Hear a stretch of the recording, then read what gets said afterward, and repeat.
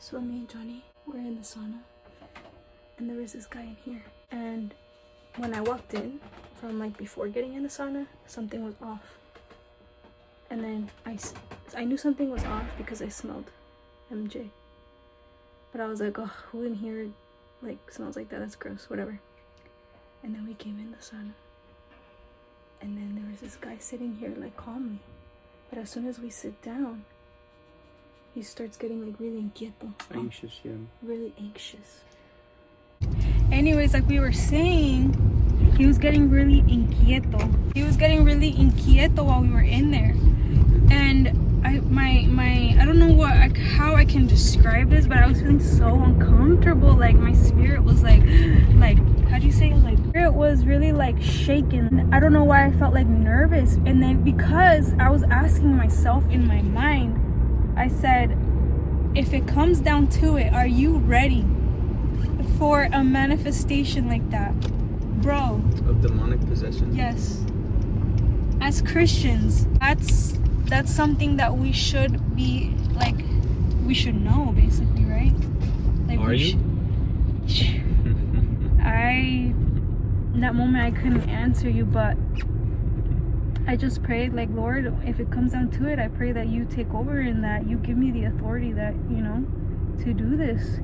But it was very like intense. You could tell that this guy was, I've never seen anything like that in a long time. Like that was just like, it was so obvious, like, right? He was like walking around. Yeah, he was murmuring, he was moving around, cussing, just kept repeating that same cuss word. Yeah, and like before we had got there, he was sitting down like calmly, and then we just sit down, and right away he starts bugging, he starts like moving, and then he gets up and starts stretching and starts like just kept repeating that bad word, and then yeah, it was just so intense. And just there's a difference between demonic possession obviously and demonic influence. That's true. Clearly when you see somebody who's possessed, who has demonic possession, they have different characteristics. Like for example, the Bible would describe the man of Gadarene screaming and hitting himself and damaging himself in the caves, in the isolated areas separated from humans. He would damage himself, and right, those are clear signs. But when you see someone who's influenced, you have symptoms too. Like for example, if you see somebody who's drunk, based off their body language, you could tell, and you know, okay, that person is under the influence 100%. Same thing spiritually. So if you, for example, if you see someone and they look very tired, look at their eyes, they look heavy, they look drained, their skin has no life, right? Chances are there's something spiritually going on. I'm not necessarily saying that they're possessed. No. Yeah. It can be 100%. Yeah. But there's definitely demonic influence going on. Yeah. Or if there's someone who's very angry, always yelling, always angry, it's not that they're possessed 100%. But that demonic influence manifests itself from time to time. Yeah. It's like in the Bible when Jesus healed the kid who would have convulsions. The Bible says that the demon would just come from time to time and just throw him on the ground, and he would just start convulsing and spitting and foaming and rolling and everything. Yeah. And Jesus clearly knew that it was a demon. It's an evil spirit. So when you're someone spiritual and you're somebody who's connected with God, you're able to sense these things. You could discern easily. It's like Diana, her saying her spirit was stirring up inside of her. It's because there's something that God is trying to communicate. Yeah. Or it's your spirit reading the room. Yeah. You're picking up a signal that's being provided from another source or from that person. So and that's what it was. Nobody acts like that. You don't act like that. Yeah, that was definitely something like, I like that. I just learned that from you. The difference between influence and actually being possessed.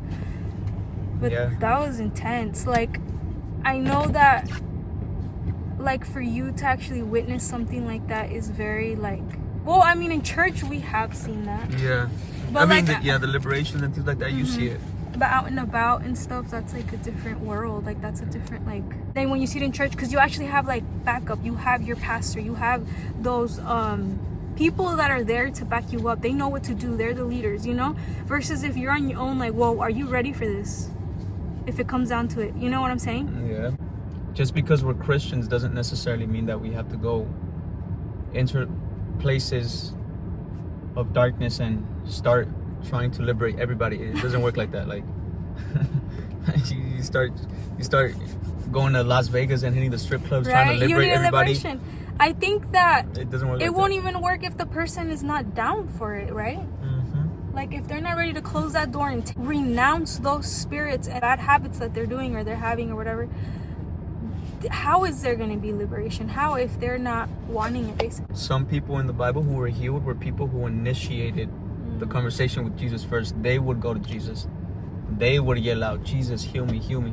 They were the people who, there was people who would tear the roof off of houses and bring the sick and take them to Jesus. Jesus wasn't, I mean, he was just simply teaching and people would just come. But also Jesus would look for people specifically.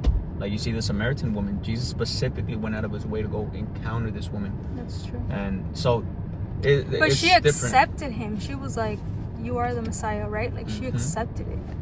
Exactly. Yeah.